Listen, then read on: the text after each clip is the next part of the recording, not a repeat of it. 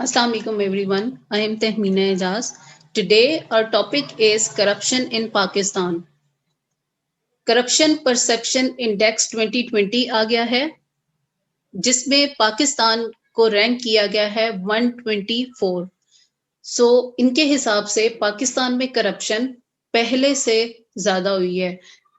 2019 की निस्बत 2020 में करप्शन पाकिस्तान में ज्यादा हो रही है।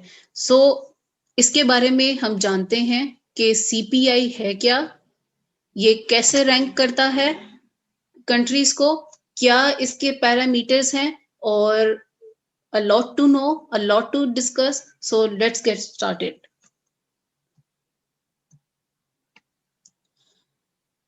This is the rank of Pakistan from 2015 to 2020। 2015 में पाकिस्तान को 126 पे रैंक किया गया था। 16, 17 और 18 में पाकिस्तान को 117 पे रैंक किया गया था, जबकि 2019 में पाकिस्तान को 120 पे रैंक किया गया था और अब पाकिस्तान ड्रॉप हुआ है 4 स्पॉट्स और पाकिस्तान को 124 पे रैंक किया गया है आउट ऑफ 180 कंट्रीज। अब जानते हैं कि करप्शन इंडेक्स है क्या, ये कौन सा इदारा है जो इशू करता है। करप्शन परसेप्शन इंडेक्स को सीपीआई कहा जाता है। ये इशू करता है ट्रांसपेरेंसी इंटरनेशनल। ये बर्लिन बेस्ड इंस्टीट्यूट है जो 1995 से लेके लगातार अब तक हर साल रिपोर्ट पब्लिश करता है और कंट्रीज को रैंक करता है कि किस में करप्शन कितनी है।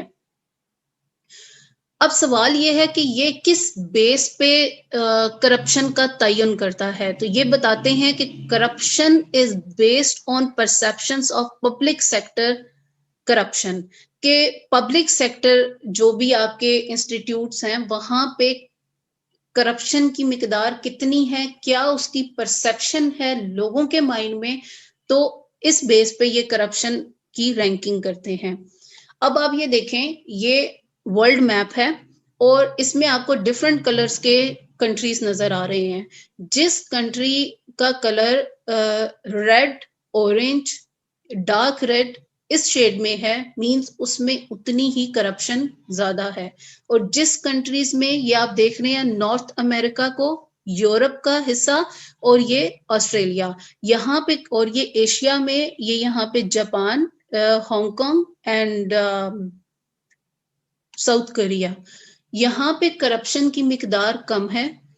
इसी तरह जो ये देखें, रशिया है, चाइना, अफगानिस्तान, जो डार्क कलर में है में कंट्रीज हैं, इसका मतलब है उनमें करप्शन ज्यादा है, और जो लाइटर शेड में है इसका मतलब वहां पे करप्शन की मिकदार कम है।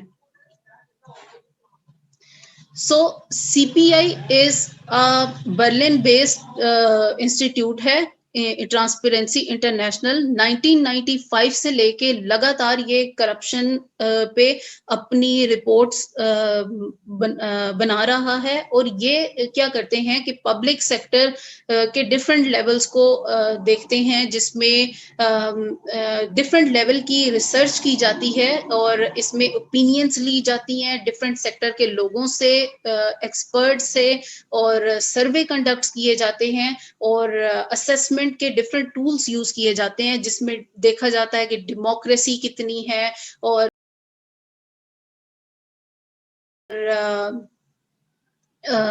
डेमोक्रेसी के अलावा ब्राइबरी और गवर्नेंस कैसी है, ट्रांसपेरेंसी कैसी है। इसमें आपके एग्जेक्टिव ब्रांच को भी देखा जाता है, जुडिशरी को देखा जाता है, लेजिस्लेचर को देखा जाता है, पुलिस और हेल्थ, आपके एजुकेशन, डिफरेंट सेक्टर्स को देखा जाता है। अब हम ये जानते हैं कि सीपीआई कैसे डिफाइन करती है करप्शन को। According to CPI, corruption is the misuse of public power for private benefit. Pakistan में तो होता ही यही है, जो भी पब्लिक सेक्टर पे किसी भी पोजीशन पे है, एक पटवारी से लेके एक आप हायर लेवल पे कमिश्नर तक आप जाएं, तो जो जिस भी सीट पे है वो उसे प्राइवेट गेन के लिए यूज करता है।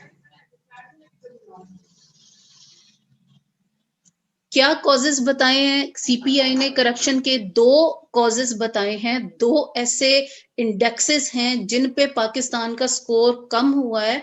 एक है रूल ऑफ लॉ और दूसरा है वैरायटीज ऑफ डेमोक्रेसी।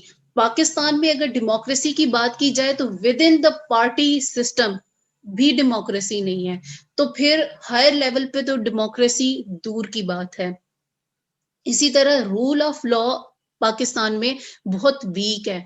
आप ये देखें कि जिसका दिल करता है प्रोटेस्ट के नाम पे इस्लामाबाद पहुंच जाते हैं और लॉन्ग मार्च और प्रोटेस्ट करना राइट है।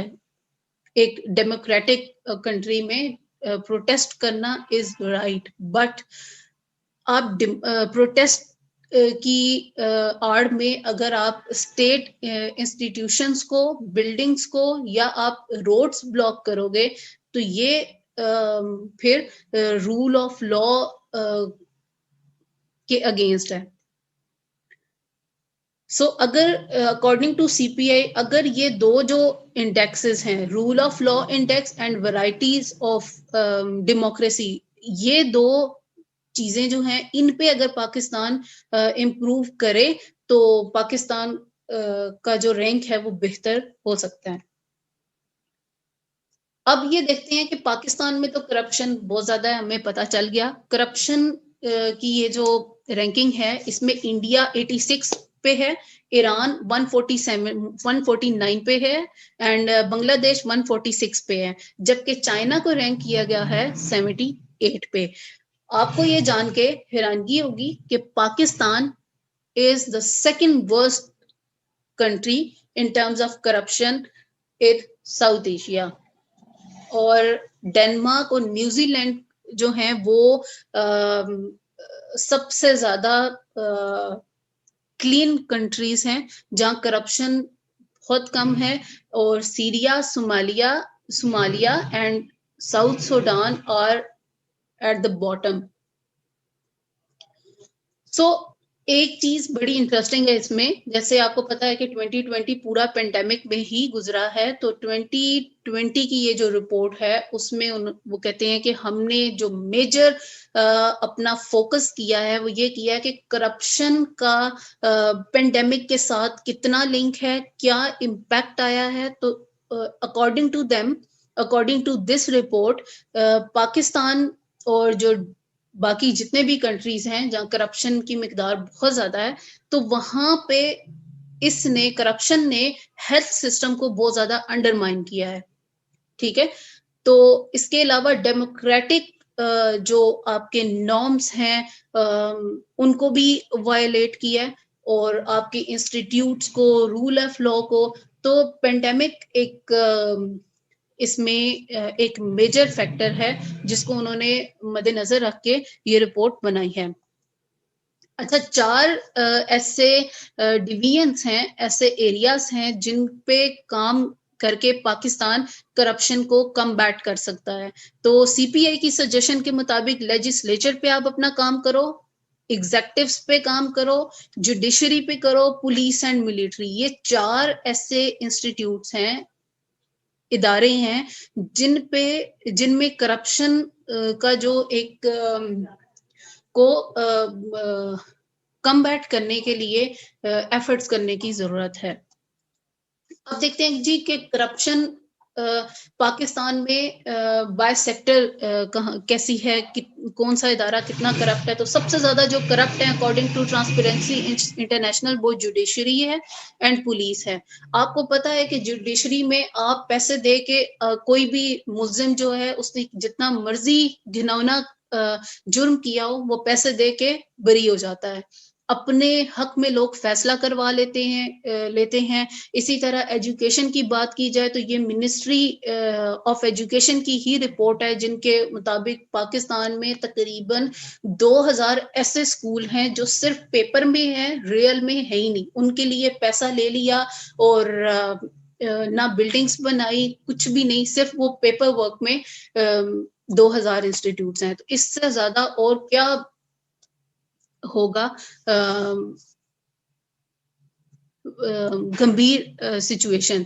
सो करप्शन, अब एक क्वेश्चन है, वो ये है कि हम तो ये कहते ने सुना है कि नैब ने इतना 350 up to 350 billion rupees recover कर लिए हैं, और करप्शन गवर्नमेंट जब से आई है इमरान खान की, तो करप्शन के अगेंस्ट एक ड्राइव जारी है। सो इसका आंसर ये है कि करप्शन रिकवरी तो हुई है, जो करप्ट पैसा है वो तो कुछ उसकी परसेंटेज वापस आई है, लेकिन जो करप्ट प्रैक्टिसेस हैं उनके खिलाफ कोई काम नहीं किया गया। जो आपकी एक आपकी सिस्टम में करप्ट प्रैक्टिसेस हैं, आप डेली आपके इंस्टीट्यूट्स में है, आपके इंस्टीट्यूट्स में है। जैसे आप देखें कि आप कोई भी अपना काम करवाने के लिए किसी भी पब्लिक सेक्टर में जाते हैं, आप हॉस्पिटल में ही जाते हैं, तो वहां पे आप देखते हैं कि लोग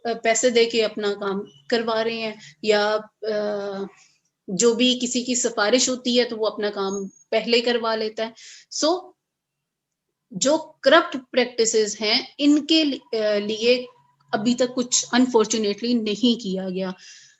करप्शन को खत्म करने के लिए जब तक आप अपनी गवर्नेंस को ठीक नहीं करोगे, गवर्नेंस ठीक कैसे हो सकती है? गवर्नेंस के लिए आप सबसे पहले अपने सिस्टम को ठीक करते हो, आप लूप होल्स को खत्म करते हो, आप अकाउंटेबिलिटी सिर्फ पॉलिटिशियंस के लिए नहीं, जो कि सही बात है, उनके लिए भी होनी चाहिए, लेकिन इसका क्लाउड वसी करना चाहिए।